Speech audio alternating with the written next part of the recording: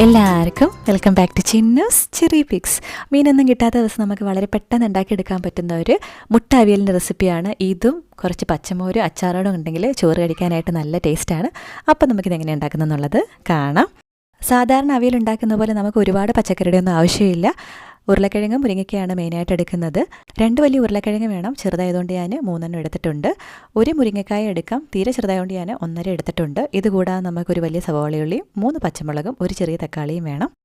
ഇതുകൂടാതെ നമുക്ക് മെയിനായിട്ടുള്ള മുട്ട വേണം. 5 പുഴുങ്ങിയ മുട്ടയാണ് നമ്മളിവിടെ എടുത്തിരിക്കുന്നത്. ചട്ടിയിലാണ് ഈ അവിയൽ നമ്മൾ തയ്യാറാക്കുന്നത്. അതിനായിട്ട് ഞാൻ ചട്ടിയുടെ ഉള്ളിലേക്ക് കുറച്ച് എണ്ണ ഒഴിച്ചു കൊടുത്തൊന്ന് ചുറ്റിച്ചെടുത്തിട്ടുണ്ട്. ഇനി ഇതിലേക്ക് നമുക്കിതുപോലെ നീളത്തിലരിഞ്ഞെടുത്ത് ഉരുളക്കിഴങ്ങ് ചേർത്ത് കൊടുക്കാം. അവിയൽ അരിയുന്ന പോലെ തന്നെ മുരിങ്ങക്കായ ചേർത്ത് കൊടുക്കുക. കനമുള്ള മുരിങ്ങയ്ക്കാണെന്നുണ്ടെങ്കിൽ 2 കീറിയിട്ട് ചേർത്ത് കൊടുക്കുക. സവാള ഇതുപോലെ കനം കുറച്ച് നീളത്തിലരിഞ്ഞ് ചേർത്ത് കൊടുക്കുക. 3 പച്ചമുളക് സ്ലിറ്റ് ചെയ്ത് ചേർത്ത് കൊടുക്കുക. ഞാൻ 3.5 പച്ചമുളക് മൊത്തത്തിൽ ചേർക്കുന്നുണ്ട്. എരിയുള്ള പച്ചമുളകാണ്. ഇതിലേക്ക് ആവശ്യത്തിന് ഉപ്പും 1/4 ടീസ്പൂൺ മഞ്ഞൾപ്പൊടിയും 1/4 ടീസ്പൂൺ മുളക് പൊടിയും ചേർത്തിട്ട് നമുക്ക് കുക്ക് ചെയ്യാനായിട്ട് വെക്കാം. 1/2 ഗ്ലാസ് വെള്ളം ചേർത്ത് കൊടുത്ത് ലോ ഫ്ലെയിമിൽ അടച്ചു വെച്ചാണ് നമ്മളിത് കുക്ക് ചെയ്യാനായിട്ട് വെക്കുന്നത്. നമ്മുടെ ഉള്ളിലേക്ക് ഒന്ന് നേർത്ത് വരുന്നിടവരെ നമുക്കിതൊന്ന് കുക്ക് ചെയ്തെടുക്കാം. ആ ഒരു സമയമാകുമ്പോൾ നമുക്ക് തുറന്ന് ഇതിലേക്ക് സ്ലൈസ് ചെയ്ത് വെച്ചിരിക്കുന്ന തക്കാളിയും കുറച്ച് കറിവേപ്പിലയും ചേർത്ത് കൊടുത്ത് വീണ്ടും അടച്ചു വെച്ച് ലോ ഫ്ലെയിമിൽ കുക്ക് ചെയ്യുക. ഈ സമയത്ത് അടിയിൽ വെള്ളം ഇല്ലയെന്നുണ്ടെങ്കിൽ ഒരു 2-3 ടേബിൾ സ്പൂൺ വെള്ളം കൂടി ചേർത്ത് കൊടുക്കാം. ഈ സമയം കൊണ്ട് നമുക്ക് അരപ്പ് അരച്ചെടുക്കാവുന്നതാണ്. ഒരു ചെറിയ തേങ്ങയുടെ 1/4 ഭാഗത്തോളം നമ്മൾ എടുത്തിട്ടുണ്ട്.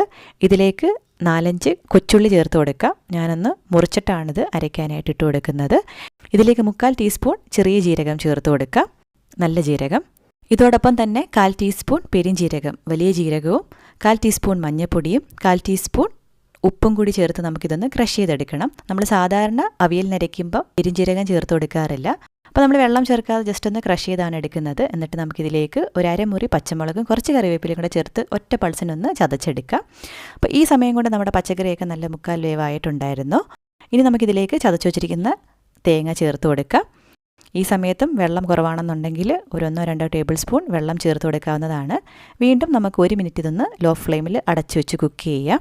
എന്നിട്ട് നമുക്കിത് തുറന്ന് നല്ലപോലെ ഒന്ന് മിക്സ് ചെയ്ത് കൊടുക്കാം. ഒരുപാട് അങ്ങിട്ട് ഇളക്കേണ്ട ആവശ്യമില്ല. ജസ്റ്റ് ഇങ്ങനെ അടിയിൽ നിന്ന് മുകളിലേക്കായിട്ട് വിടർത്തി ഒന്ന് സ്പൂൺ വെച്ചിട്ട് ഇട്ട് കൊടുത്താലും മതിയാകും. ഈ സമയത്ത് നമുക്ക് മുട്ട സ്ലൈസ് ചെയ്ത് റെഡിയാക്കി വെക്കണം. ഒന്നെങ്കിൽ 2 മുറിച്ച് കൊടുത്താലും മതി, അല്ലാന്നുണ്ടെങ്കിൽ ഇതുപോലെ 4 മുറിച്ച് കൊടുക്കാം. മുട്ട വെക്കുമ്പം നടുക്ക് ഭാഗത്ത് ചെറുതായിട്ടൊന്ന് കുഴി ഉണ്ടാക്കിയിട്ട് അവിടേക്ക് മുട്ട വെച്ച് കൊടുത്ത് സൈഡിൽ നിന്ന് ഇതൊന്ന് പൊതിഞ്ഞ് കൊടുത്തിട്ട് അടച്ചു വെക്കുന്നതായിരിക്കും നല്ലത്. നമ്മൾ ഒരുപാട് അങ്ങിട്ട് ഇളക്കി മുട്ടയുടെ മഞ്ഞക്കരു എല്ലായിടത്തും മിക്സാക്കി പോകുന്നതിനേക്കാട്ടിലും നല്ലത് അതങ്ങനെ മിക്സ് ആവാതിരിക്കുന്നതാണ്. അപ്പോൾ ലോ ഫ്ലെയിമിൽ നമുക്ക് ഒരു 3-4 മിനിറ്റ് ഇങ്ങനെ ഒന്ന് വെച്ചിരിക്കാം. വെള്ളം കുറവാണെന്നുണ്ടെങ്കിൽ കുറച്ച് വെള്ളം തിളച്ച് കൊടുക്കുന്നത് നല്ലതായിരിക്കും, ചൂടുവെള്ളം. ഇനി തുറന്ന് നമുക്കിതിലേക്ക് 1.5 ടേബിൾ സ്പൂൺ തൈര് ചേർത്ത് കൊടുക്കാം, കറിവേപ്പില ചേർത്ത് കൊടുക്കാം, പച്ച വെളിച്ചെണ്ണ തൂക്കി കൊടുക്കാം. എന്നിട്ട് ജെൻറ്റിലായിട്ടൊന്ന് മിക്സ് ചെയ്ത് കൊടുക്കാം. പെട്ടെന്നൊന്ന് മിക്സ് ചെയ്ത് കൊടുക്കാം. ഒരുപാടിട്ടങ്ങ് ഇളക്കരുത്. ഇങ്ങനെ അടിയിൽ നിന്ന് മുകളിലേക്കായിട്ട് തോലെങ്കിൽ വിടർത്തി വേണം നമ്മൾ അവിയലിന് മിക്സ് ചെയ്തെടുക്കാനായിട്ട്. അപ്പോൾ പെട്ടെന്ന് ഇങ്ങനെ ഒന്ന് മിക്സ് ചെയ്ത് നമുക്ക് ഫ്ലെയിം ഓഫ് ചെയ്ത് അടച്ച് വെച്ചൊരു 3 മിനിറ്റ് ഇങ്ങനെ റെസ്റ്റ് ചെയ്യാനായിട്ട് വെക്കാം. ഫ്ലെയിം ഓഫ് ചെയ്തിട്ടാണ് നമ്മളിതിങ്ങനെ അടച്ച് വെക്കുന്നത്. ഇങ്ങനെ ഒരു 3 മിനിറ്റ് അടച്ച് വെച്ച് കഴിയുമ്പോഴത്തേക്കും നമ്മുടെ ഫ്ലേവറൊക്കെ എല്ലായിടത്തേക്കും പിടിച്ച് നമ്മുടെ അവിയൽ ഇവിടെ റെഡി ആയിട്ടുണ്ട്. അപ്പോൾ എല്ലാവരും ട്രൈ ചെയ്ത് നോക്കുക. ഇഷ്ടമായിട്ടുണ്ടെങ്കിൽ കമൻറ്റ് ചെയ്ത് അറിയിക്കുക. നമ്മുടെ ചാനൽ ആദ്യമായിട്ടാണ് കാണുന്നതെന്നുണ്ടെങ്കിലും സബ്സ്ക്രൈബ് ചെയ്യാനായിട്ട് മടിക്കരുത്. പുതിയ റെസിപ്പി വീഡിയോ അല്ലെ വ്ളോഗായിട്ട് നമുക്ക് വീണ്ടും കാണാം. അതുവരേക്കും ബൈ.